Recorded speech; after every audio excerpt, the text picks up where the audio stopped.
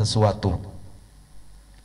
Sesungguhnya agama Islam ya adalah agama yang mengajarkan kepada kita untuk menghindarkan diri kita dari mencela dan melaknat. Apakah itu melaknat manusia, melaknat binatang, ataupun melaknat yang lainnya, sampai kepada melaknat ataupun mencela makanan. Semuanya itu adalah perbuatan tercela, kecuali nanti ada celaan-celaan yang memang langsung datangnya dari Allah Subhanahu wa ta'ala terhadap orang-orang yang ingkar kepadanya, terhadap orang-orang yang mendustakan ayat-ayat Allah, terhadap orang-orang munafik. Itu semua banyak sekali disebutkan di dalam Al-Quranul Karim terkait dengan celaan yang Allah berikan kepada manusia yang membangkang, kepada manusia yang ingkar kepada Allah Subhanahu wa ta'ala. Rasulullah sallallahu alaihi wasallam diutus oleh Allah Subhanahu wa ta'ala untuk tidak mencela, ya. Dan disebutkan di dalam hadis Nabi yang diriwayatkan oleh Imam At-Tirmidzi, laisal mu'min bit-ta'an walal la'an walal fahish walal badhi. Rasulullah mengajarkan kepada kita bahwa bukanlah seorang mukmin itu orang yang suka mencela, orang yang gemar melaknat, orang yang suka berbuat atau berkata-kata keji, dan orang yang suka berkata-kata kotor ataupun berkata-kata jorok. Rasulullah sallallahu alaihi wasallam bahkan juga mengajarkan kepada kita semua agar supaya kita menghindarkan diri dari mencela baik orang-orang yang masih hidup maupun orang-orang yang telah meninggal dunia. Sabda beliau, la tasubbul amwat, ya, janganlah kalian itu mencela orang-orang yang telah meninggal dunia. Fatu'dhu bihil ahya, karena akan menyakiti orang-orang yang masih hidup, ya. Orang yang meninggal dunia dicela, maka siapa yang tersakiti? Yang tersakiti adalah orang yang masih hidup, bisa jadi di antara keluarganya, apakah itu orang tuanya, apakah itu anaknya, saudaranya, kakaknya, adiknya, ataupun yang lainnya. Oleh karenanya, jamaah yang rahmati Allah, adab kita terhadap orang-orang yang telah Allah cabut nyawanya, terhadap orang-orang yang sudah meninggal dunia, sudah urusannya al-amru ilallah, kita serahkan kepada Allah Subhanahu wa ta'ala. Meskipun mungkin di dunia sering atau terkenal melakukan perbuatan-perbuatan jahat, maka tidak ada faidahnya bagi kita kemudian mengungkit-ungkit kejahatannya dan kemudian disertai dengan laknatan, disertai dengan celaan. Na'udzubillah min dzalik. Dengan demikian maka itu akan menyakiti orang-orang yang masih hidup. Karena orang-orang yang masih hidup bisa jadi mereka adalah orang-orang yang tidak seperti orang yang telah meninggal dunia. Orang yang masih hidup di antara keluarganya adalah orang yang baik-baik, ya, orang yang taat kepada Allah Subhanahu wa ta'ala. Maka ketika orang sudah meninggal dunia kemudian keburukannya diungkit-ungkit, ya, bahkan dicela, maka itu tidak akan menambah kebaikan bagi siapapun yang mencelanya, malah justru dia akan mendapatkan bisa jadi dosa, ya, karena melanggar sebagaimana yang Rasulullah sallallahu alaihi wasallam ajarkan kepada kita agar supaya kita tidak mencela orang-orang yang telah meninggal dunia.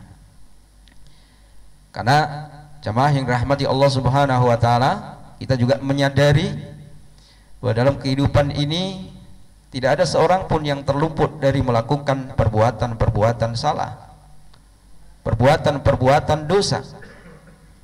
Bisa jadi sebelum kematiannya dia bertobat kepada Allah Subhanahu wa ta'ala, Sebelumnya memang nampak di hadapan kita dia banyak melakukan kesalahan dan perbuatan-perbuatan dosa. Tapi kita juga tidak pernah mengetahui bagaimana akhir kehidupan seseorang. Bisa jadi orang yang kita laknat, yang kita cela karena keburukan-keburukan amalnya pada saat hidupnya di dunia, di akhir hayatnya dia justru bertobat kepada Allah dan kemudian mati dalam kondisi husnul khotimah, akhir kehidupan yang baik. Jemaah yang dirahmati Allah Subhanahu wa taala, Rasulullah sallallahu alaihi wasallam adalah sosok yang kita teladani bersama. Beliau tidak pernah bahkan mencela makanan, minuman, apapun yang dihidangkan di hadapan beliau. Meskipun makanan-makanan itu adalah makanan-makanan yang mungkin tidak disukainya. Ya. Ada di hadapan kita apa itu, Pak? Ote-ote, enggak ada ote-ote ya. Untuk ada lagi yang satu apa ini? Ketan ya. Ya. Mentang-mentang karena kita tidak suka ketan, kemudian apa ini? Takbir masjid kok tiap subuh ketan terus itu. Atau mungkin ada yang nggak suka onto-onto, kemudian dia bilang apa ini?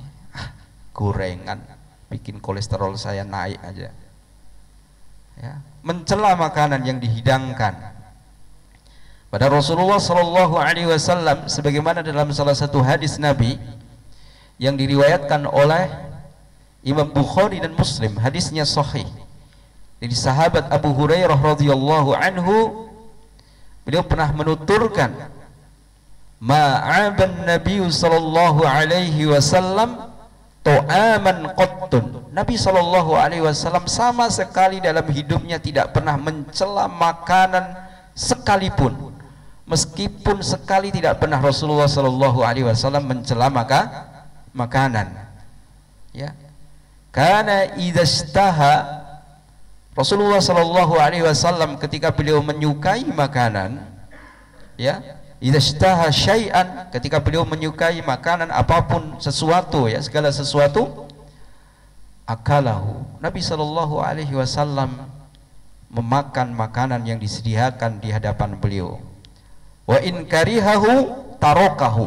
Kalau kemudian Nabi Shallallahu Alaihi Wasallam itu tidak menyukai makanan, beliau tarokahu, beliau meninggalkan makanan itu. Jadi udah, nggak usah dicela, nggak usah diomelin makanan itu. Toh tidak membuat kita kemudian disediakan makanan yang lebih enak lagi karena celaan kita itu kan. Oleh karenanya jamaah yang dirahmati Allah Subhanahu Wa Taala, jangan pernah kita mencela makanan, minuman, apapun yang dihidangkan di hadapan kita. Ya. Kita mengikuti apa yang dicontohkan oleh Nabi Shallallahu Alaihi Wasallam. Jamaah yang dirahmati Allah. Nah, sebagaimana yang tadi kami sampaikan di awal, bahwa bukan berarti di dalam Al-Quran ataupun di dalam hadis Nabi Shallallahu Alaihi Wasallam tidak ada istilah-istilah celaan itu, ataupun tidak ada istilah laknat itu. Ya. Bahkan di dalam Al-Quran itu akan ditemukan kurang lebih 40 ayat, ya, yang kesimpulannya adalah terkait dengan masalah laknat. Ya. Laknat dalam artian ketika seseorang itu dijauhkan dari rahmat Allah Subhanahu wa taala, yang kemudian disertai murka Allah Subhanahu wa taala baik dalam kehidupan dunia maupun dalam kehidupan akhirat. Dan di antara objek laknat itu, ya, adalah laknat kepada iblis, laknat kepada Bani Israel, kepada orang-orang kafir, kepada orang-orang munafik, kepada orang-orang pendusta, ya, kepada penguasa-penguasa yang lalim. Ya. Dan kemudian banyak penyebab kenapa kemudian mereka itu dilaknat oleh Allah Subhanahu wa taala. Di antaranya karena ingkar kepada Allah dan Rasulnya, sengaja misalkan menyembunyikan ilmu, ya, memutuskan tali silaturahim, membunuh orang-orang mukmin dengan sengaja, ya, menuduh wanita baik-baik berbuat zina, membuat kerusakan ataupun fasad di atas permukaan bumi ini dalam bentuk apapun, ya, maka mereka adalah karakter daripada orang-orang yang kemudian dilaknat oleh Allah Subhanahu wa taala, ya. Tapi kemudian Al-Qur'an tidak membiarkan saja laknatan itu ada. Al-Qur'an memberikan solusi, ya, cara bagaimana kemudian manusia itu agar supaya terhindar dari laknat Allah. Dengan cara apa? Dengan cara taat kepada Allah, dengan cara bertakwa kepada Allah, dengan cara berfastabiqul khairat, berlomba-lomba dalam kebajikan, serta mensucikan jiwa, tazkiyatun nafas, dan mensucikan pikiran. Jamaah yang dirahmati Allah Subhanahu wa taala, kalau kita lihat misalkan di dalam surah Al-Baqarah itu banyak sekali yang menceritakan tentang laknatan Allah kepada, ya, Bani Israel misalkan, kepada orang-orang yang ingkar kepadanya. Al-Baqarah ayat 88, ya, Allah Subhanahu wa taala menyatakan, wa qalu qulubuna ghulf bal la'anahumullah bikufrihim faqalilan ma yu'minun. Dan mereka berkata, hati kami tertutup. Tidak, Allah telah melaknat mereka itu karena keingkaran mereka, tetapi sedikit sekali mereka yang beriman. Laknat Allah kepada orang-orang yang ingkar kepadanya. Demikian pula halnya pada ayat yang ke-161, Allah secara jelas menyatakan, innalladzina kafaru wa matu wa hum kuffar ulaika alaihim laknatullah wal malaikati wan nasi ajma'in.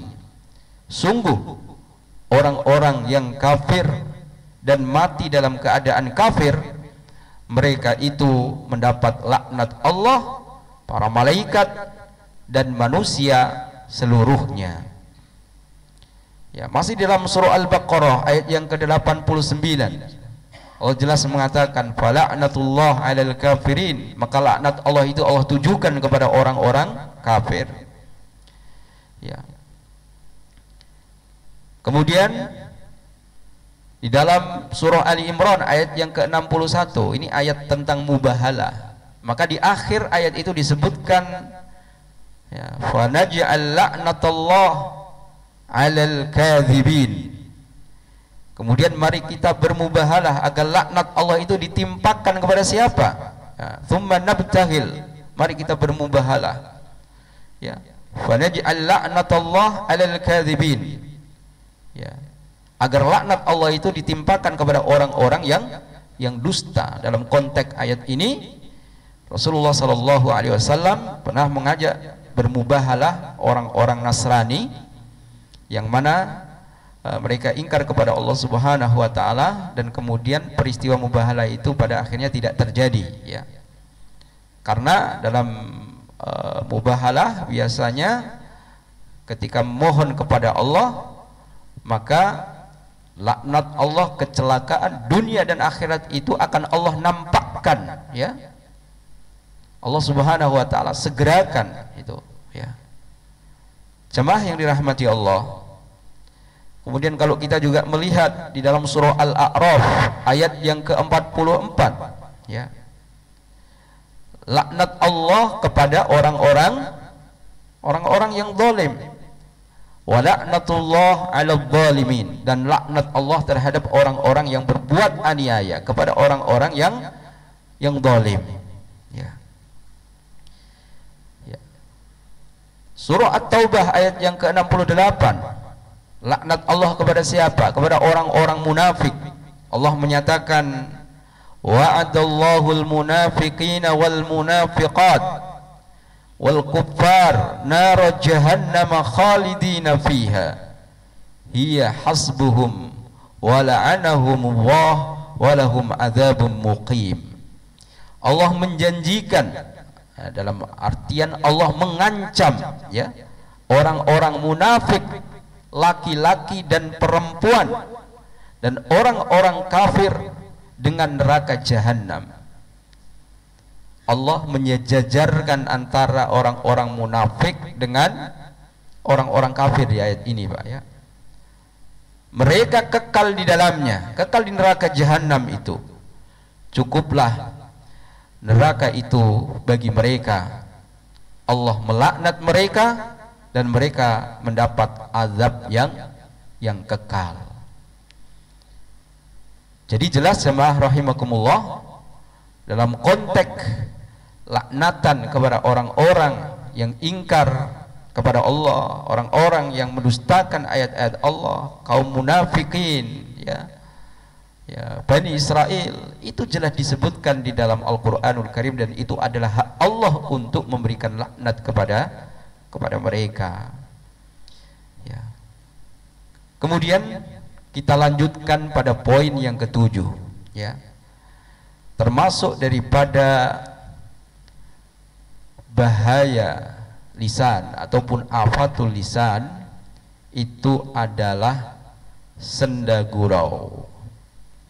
Tentunya sendagurau di sini adalah sendagurau yang tercela, sendagurau yang terlarang menurut agama. Dan sendagurau yang terlarang itu adalah yang dilakukan secara berlebih-lebihan, terus menerus, dan bahkan melampaui batas, ya. Sandagurau yang dibolehkan, ada sandagurau yang dibolehkan adalah yang isinya tidak menyakiti, tidak ada kedustaan di dalamnya, tidak berlebihan, sebagaimana yang pernah, ya, dilakukan oleh Nabi Shallallahu Alaihi Wasallam ketika beliau mengatakan, inni la amzahu wa la aqulu illa haqqa. Aku pun juga bersandagurau, kata Nabi, tetapi saya tidak mengucapkan melainkan yang hak. Jadi sandagurau Nabi itu adalah sandagurau yang hak, yang benar, yang tidak ada unsur kedustaan. Kalau bahasa sekarang mungkin misalkan ada suka ngeprank gitu ya, Pak, ya. Nah, itu di dalamnya ada kedustaan nggak itu? Ya, biasanya kedustaan yang menyertainya. Ya, hadis yang tadi kita sampaikan adalah hadis yang diriwayatkan oleh Imam At-Tabrani. Dan kalau kita berbicara tentang prank pada saat ini, itu justru menjadi hiburan televisi yang kadang-kadang kita juga suka menontonnya, itu ya. Kita suka kalau ada orang di prank. Nah, ini sesuatu yang harus kita evaluasi, kita koreksi bersama, bahwa sesungguhnya ketika perilaku-perilaku yang di dalamnya ada unsur kedustaan, meskipun itu sandagurau, adalah sesuatu yang tidak diperkenankan menurut syariat Islam. Ya. Oleh karenanya ada adab ataupun etika dalam bersandagurau. Tapi sebelumnya jemaah yang rahmati Allah Subhanahu wa taala, tadi poinnya adalah bahwa ketika sandagurau itu dilakukan secara berlebih-lebihan, ya, kemudian dia menghabiskan waktunya setiap saat, setiap hari hanya untuk bergurau saja, dihiasi dengan tawa, setiap saat tawa terus, ya. Ya, karena biasanya yang mengiringi daripada sandagurau itu adalah tertawa, itu ya. Setiap hari nggak ada kerjaan kecuali bergurau saja, maka itu adalah sesuatu yang berlebih-lebihan, dan itu adalah sesuatu yang terlarang, tidak diperkenankan. Tapi di sisi lain ada juga orang yang sama sekali tidak pernah bergurau, dia cemberut aja, ya. Ya, ketemu temennya nggak pernah senyum, cuek. Itu kira-kira sesuatu yang baik juga tidak, Pak, yang seperti itu? Itu, ya, lawannya itu, ya, itu juga tidak baik, itu ya. maka yang pertengahan. Bergurau, Nabi pun pernah bergurau, tapi gurunya Nabi adalah gurau yang hak, yang benar. Dan kisah yang masyhur yang sering kita sampaikan adalah saat Nabi berguru dengan seorang nenek-nenek. Nabi pernah berguru dengan seorang nenek-nenek. Ketika menghadap Nabi Shallallahu Alaihi Wasallam dan mengatakan, wahai Nabi, bisakah aku masuk surga? Maka jawaban Nabi apa Pak? Di surga, di jannah itu tidak ada nenek-nenek. Ya, karena memang faktanya sesuai informasi dari Al-Quran, hadis-hadis Nabi, itu di surga semuanya adalah remaja. Yang kisaran usianya itu ada yang riwayat 30 tahun. Ya. Jadi nggak ada yang sudah keriput di surga, keriput wanita keriput tuh nggak ada. Atau laki-laki ya yang keriput itu juga nggak ada. Semuanya dalam kondisi dikembalikan dia itu pada saat mempunyai kekuatan, simbol kekuatan ketika di dunia adalah pada saat muda. Maka di akhirat ya, penghuni-penghuni surga adalah mereka yang usianya semuanya muda dan remaja, tidak ada yang kemudian kakek-kakek, nenek-nenek, itu nggak ada. Maka jawaban Nabi ya adalah jawaban yang sebenarnya ingin menghibur wanita itu, tetapi wanita itu kemudian salah terima dengan jawaban Nabi ya. Karena Nabi kan mengatakan nggak ada nenek-nenek di surga, tapi kemudian wanita itu menangis. Sampai kemudian Nabi menjelaskan bahwa memang di surga itu nggak ada nenek-nenek, karena semuanya itu adalah sebaya. Dan wanita tua itu punya tetap peluang untuk bisa masuk ke dalam jannah Allah Subhanahu wa Ta'ala. Hingga kemudian diakhiri dari sikap wanita itu, dia tersenyum di hadapan Nabi Shallallahu Alaihi Wasallam dan gembira. Ternyata dia masih punya peluang untuk bisa masuk ke dalam jannah. Hadirin jamaah yang dirahmati Allah, perlu kita sampaikan bagaimana adab ya ataupun etika saat bergurau. Yang pertama, ini sangat penting sekali Pak, jangan bergurau dalam urusan atau perkara-perkara ad-din, perkara-perkara agama ya. Allah Subhanahu wa Ta'ala telah mengingatkan kepada kita semua di dalam surah At-Taubah. Bisa dibuka nanti Pak ya, ayat yang ke-65 sampai 66. A'udzubillahi minasyaitonir rajim. Ya.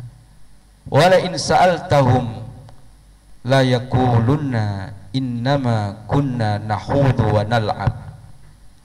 Qul abillah wa ayatihi wa rasulihi kuntum tastahzi'un la ta'tadiru qad kafartum ba'da imanikum in na'fu an ta'ifatin minkum nu'adzib ta'ifatan bi annahum kanu mujrimin. Dan jika kamu tanyakan kepada mereka tentang apa yang mereka lakukan itu, tentulah mereka akan menjawab, sesungguhnya kami hanyalah bersanda gurau dan bermain-main saja. Katakanlah, apakah dengan Allah, ayat-ayatnya dan rasul-rasulnya kamu selalu berolok-olok? Tidak usah kamu minta maaf, karena kamu kafir sesudah beriman. Jika kami memaafkan segolongan daripada kamu lantaran mereka taubat, niscaya kami akan mengazab golongan yang lain disebabkan mereka adalah orang-orang yang selalu berbuat dosa. Ya. Jamaah yang dirahmati Allah Subhanahu wa Ta'ala, jadi olokan ataupun candaan terkait dengan agama, ayat-ayat Allah diplesetkan misalkan. Ada juga kita jumpai bagaimana ya gerakan-gerakan sholat itu justru digunakan untuk joget-joget, tarian-tarian yang sesungguhnya itu merupakan satu simbol kesucian bagi seseorang muslim ketika menghadap Allah Subhanahu wa taala, ya. Tapi kita jumpai itu semua di era kita saat ini, Pak. Ya. Bahkan yang melakukan siapa, Pak? Yang melakukan bukan mereka yang ingkar kepada Allah, tapi mereka yang mengaku sebagai muslim juga. Nah, maka tentunya sikap kita kepada orang-orang yang seperti itu adalah tentunya pertama mendakwai, mengingatkan terlebih dahulu. Tapi kalau kemudian diingatkan masih ngeyel, maka karena negara kita itu adalah negara hukum, maka bisa kemudian ya diajukan ke ranah hukum agar supaya pelakunya itu jera. Jamaah yang dirahmati Allah Subhanahu wa taala, tentunya kita masih ingat bagaimana peristiwa ketika ada seorang yang mempunyai jabatan, kemudian begitu dia ya menggunakan ayat-ayat Allah sebagai candaan dan gurauan, sebagai ejekan dan olok-olokan, ya, hingga kemudian yang terjadi adalah justru ya dia mendapatkan imbasnya sendiri dari apa yang dilakukannya itu, ya. Apalagi kemudian yang melakukan itu adalah mohon maaf, orang yang mengaku sekali lagi sebagai seorang muslim. Kalau terang-terangan mereka yang non muslim itu memang kerjaan mereka seperti itu, mengolok ayat-ayat Allah Subhanahu wa taala, dan kita masih dapati itu ya di media massa bagaimana ayat-ayat Al-Qur'an Nabi Shallallahu alaihi wasallam diolok-olok. Apakah dengan karikatur, gambar, ataupun dengan ingin mencari kelemahan-kelemahan ya agama Islam ini dengan misalkan ya kita sebenarnya nggak kuat untuk menyebutkan itu. Nabi Shallallahu alaihi wasallam digambarkan sebagai sosok yang buruk gitu ya. Nah, itu masih terjadi, dan akhir-akhir ini masih juga kita dapati ada orang-orang yang kemudian dengan sengaja ya misalkan saja membakar Al-Qur'anul Karim dengan niatan apa? Dengan niatan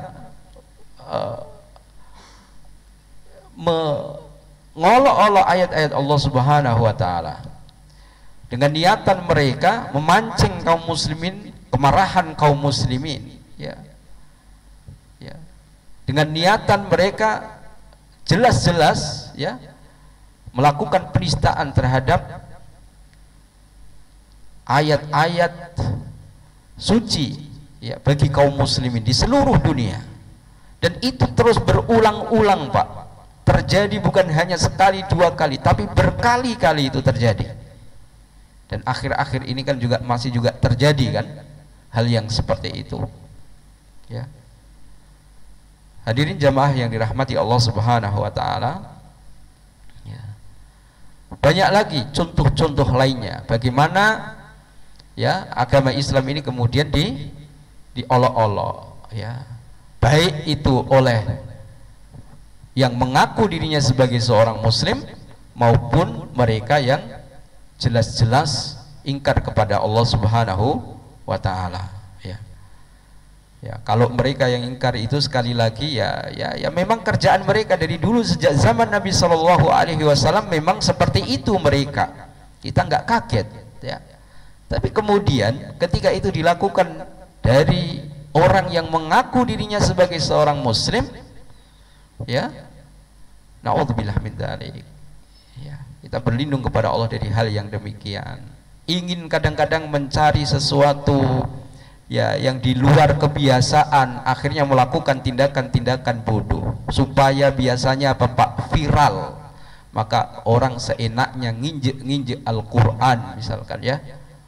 Kan ada itu ya yang seperti itu ya, supaya diviralkan, supaya dia itu terkenal, akhirnya melakukan tindakan bodoh seperti itu, yang sesungguhnya itu bukan hanya saja melukai kaum muslimin di seluruh dunia, tetapi hal tersebut adalah perkara yang pertanggungjawabannya di hadapan Allah sangatlah besar, ya. Kalau pelakunya tidak bertaubat, tunggu saja kelak hukuman dari Allah ketika di akhirat. Kalau tidak di dunia Allah nampakkan ya dengan segera, maka pasti di akhirat nanti dia tidak pernah bisa mengelak dari jeratan hukum dari Allah Subhanahu wa taala. Hadirin jamaah yang dirahmati Allah. Kemudian ya, ini mengingatkan kembali bahwa seharusnya gurauan yang dilakukan itu adalah gurauan yang benar ya. Hendaknya kita mencamkan betul peringatan untuk berhati-hati dari Rasulullah sallallahu alaihi wasallam supaya tidak jatuh kepada siksa api neraka. Di dalam hadis Nabi yang diriwayatkan oleh Imam Al-Bukhari disebutkan ya, haddatsani Ibrahim ibnu Hamzah haddatsani ibnu Abi Hazim an Yazid an Muhammad ibn Ibrahim an Isa ibn Talha ibn Ubaidillah At-Taimi an Abi Hurairah. Ini berkunjung kepada sahabat Nabi Abu Hurairah. Sami'a Rasulullah sallallahu alaihi wasallam yaqul, ya, dia Abu Hurairah itu mendengar Rasulullah sallallahu alaihi wasallam bersabda, innal abda la yatakallamu bil kalimah ma yatabayyanu fiha ya yazillu biha finnar ya wa ab'ada mimma bainal masyriq. Rasulullah sallallahu alaihi wasallam menyatakan, sesungguhnya seorang hamba ketika mengucapkan kalimat tanpa diteliti yang karenanya ia terlempar ke dalam neraka sejauh jarak ke timur ya. Kemudian di dalam banyak hadis Nabi sallallahu alaihi wasallam juga menyebutkan yang senada dengan yang itu ya. Misalkan saja hadis Nabi sallallahu alaihi wasallam yang diriwayatkan oleh Imam Al-Bukhari yang artinya, sungguh seorang hamba akan mengucapkan sebuah kalimat yang diridhai Allah ya, suatu kalimat yang ia tidak mempedulikannya, namun dengannya Allah mengangkatnya beberapa derajat. Dan sungguh ada seorang hamba dan mengucapkan sebuah kalimat yang dibenci oleh Allah, yang tidak diridhai oleh Allah Subhanahu wa taala, lalu kalimat yang ia tidak memperdulikannya itu dengannya Allah Subhanahu wa taala kemudian melemparkannya ke dalam siksa api neraka. Jamaah yang dirahmati Allah Subhanahu wa taala, kita baru menyampaikan dua hal ya, adab ataupun etika saat kita bersanda gurau. Yang pertama adalah bahwa jangan bersanda gurau dalam urusan ad-din ataupun agama.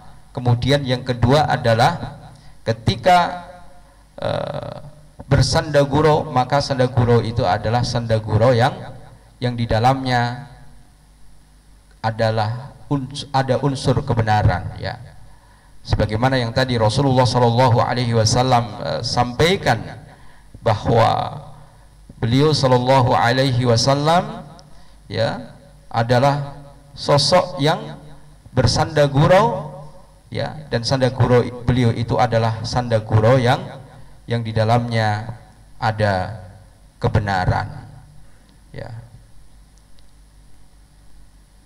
Inni la amzahu wa la aqulu illa haqqa, kata Nabi, saya pun juga bersanda gurau ya, tapi saya tidak akan mengucapkan melainkan sanda gurauan yang di dalamnya ada unsur al-haq ataupun kebenaran. Demikian yang kami sampaikan, mudah-mudahan yang sedikit ini bisa membawa kebaikan bagi kita semua, dan mohon maaf apabila ada hal-hal yang kurang berkenan. Saya kira nggak ada pertanyaan ya Pak ya? Atau ada hal-hal yang mau disampaikan, monggo.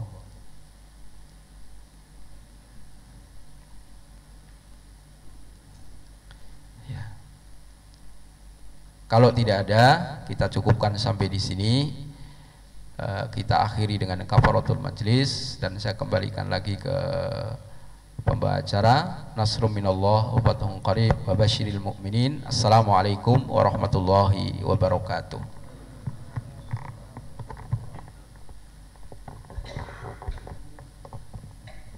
Alhamdulillah, ya tadi pencerahan